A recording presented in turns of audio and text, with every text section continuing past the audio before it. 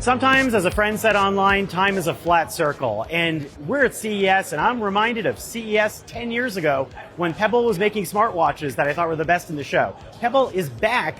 They're making smartwatches again, and I'm wearing them. And there's also a ring. Let me tell you about it. Pebble released the new Pebble Time last year, and the Pebble Time 2 is about to hit in January. This brings back memories, but it's a backlit, color, reflective e-paper display. It's got a heart rate sensor on it. It's $225. It promises some hackable hook-ins with AI if you can figure out some of that stuff, and it runs classic Pebble watch faces. So it truly is a return to that style, and it's got a 30-day battery life. That's the part that excites me most, because you could probably forget where your charger was at that point and just keep wearing it.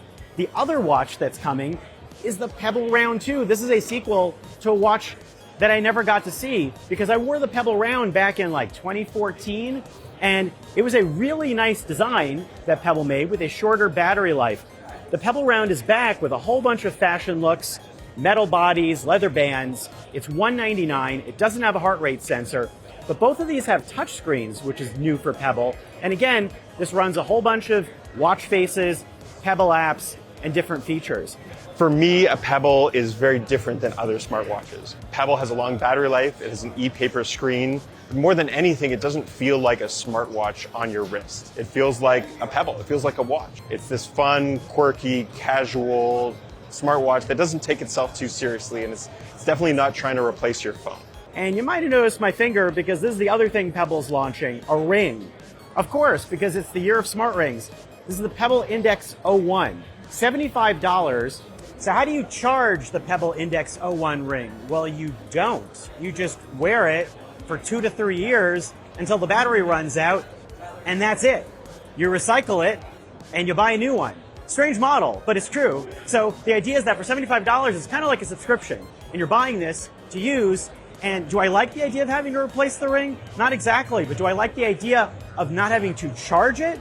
Very much so. So it kind of feels like a slightly different model. And $75 for 2 years is a lot less money than a lot of other subscriptions. By the way, this ring is going to connect with the Pebble Watches too, and kind of be a programmable smart button. So I created a ring that has a button, a microphone, and when you have an idea or you need to remember something like, hey, remember to get back to Scott, I just press the button on my ring, talk into it, and it remembers it.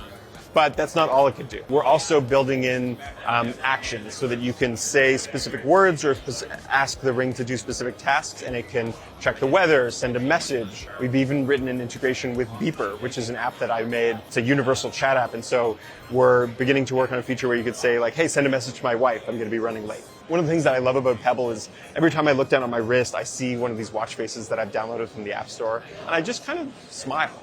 And I really like that. And so expect to see a lot of gadgets that just make you feel good, that make you smile.